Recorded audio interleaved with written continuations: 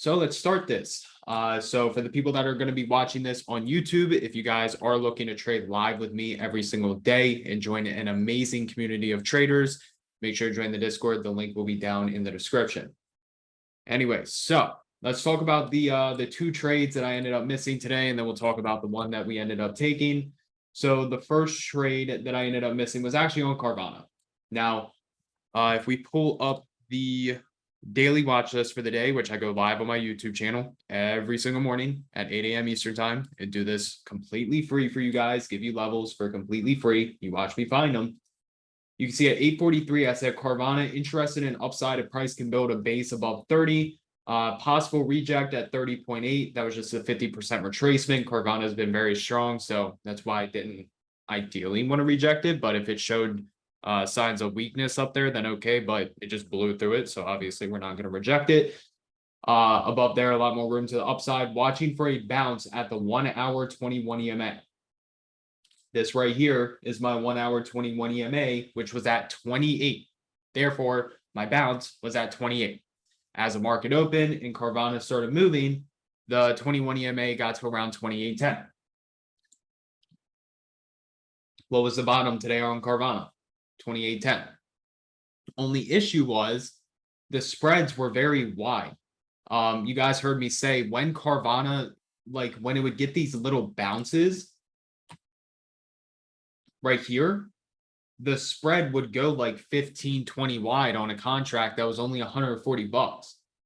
I'm not trying to do that, especially if I'm going to use size, right? Because this would have been a trade where I used size because the risk to reward was very good. Just the only issue was if I went in and bought 20, 30 contracts when the spreads are 15, 20 wide, I'm going to open that trade down. If I did 20 contracts at the bid, what I would have been down like 400, 350, $400 right off the rip, right? That's not what I am ideally willing to do. So that's why I didn't end up taking that trade. Yeah, it would have worked out. Those contracts went from 140 to like 350, something ridiculous. Some guy in the post your gains took it, and let's see, what did he make? Yeah, 323%. So yeah, it worked out. It's just I wasn't willing to put that risk on at that area due to the spreads. So unfortunately, we couldn't get that one. The next trade that I was looking at was on QQQ, and I had a bounce down at 363.10.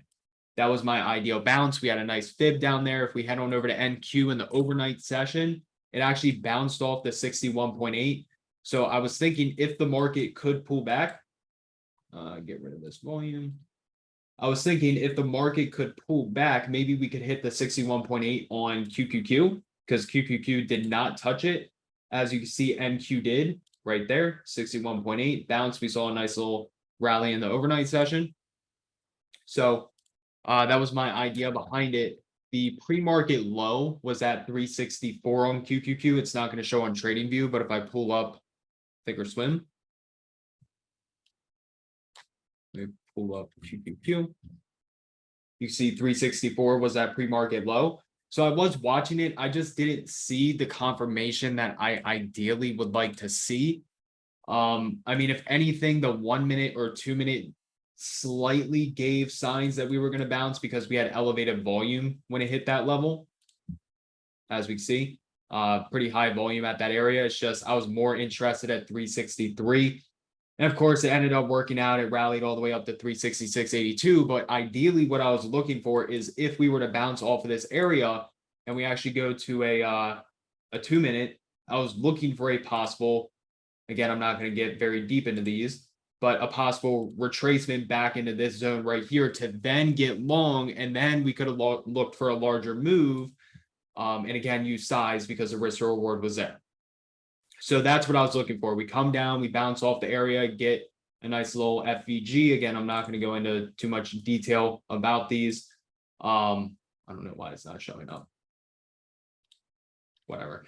But yeah, so that's what I was looking for. Unfortunately, it just continued to rip to the upside. So no trade there. But then as I was continuing to look, I started to realize, okay, we actually have one on the 5 minute and the 3 minute, which could actually give us a nice scalp position.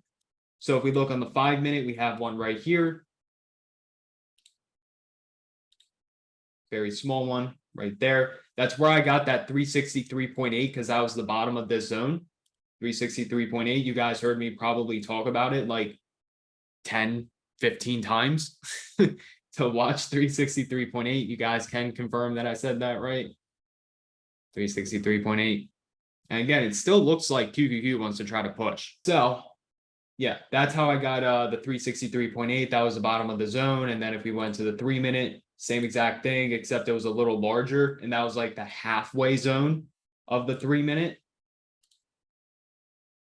Right there. So like literally, if we were to break this into like 50 or like 0, 50, 100, this would be our halfway zone, literally right at 363.8. That's why I kept saying it.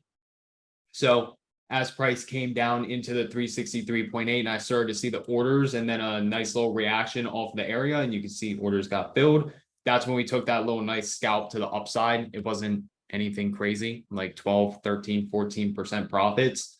And then I sold the last half of my position slightly in profits. I still think that this QQQ wants to try to push. The only issue is SPX holding above or below 4,400. I wasn't willing to stick around and figure out, oh, does this thing want to reclaim 4,400 or does it want to try to push to the upside?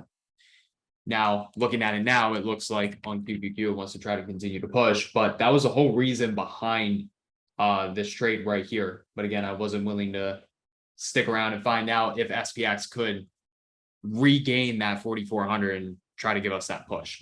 So just a nice little scalp to the upside. Again, nothing crazy today. So those days, those big trade days, they're going to come, right? But just right now, you got to give what the market gives, right? We've had weeks of just absolute bangers.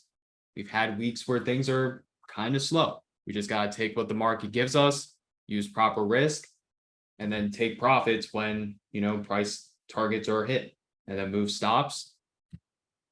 But yeah.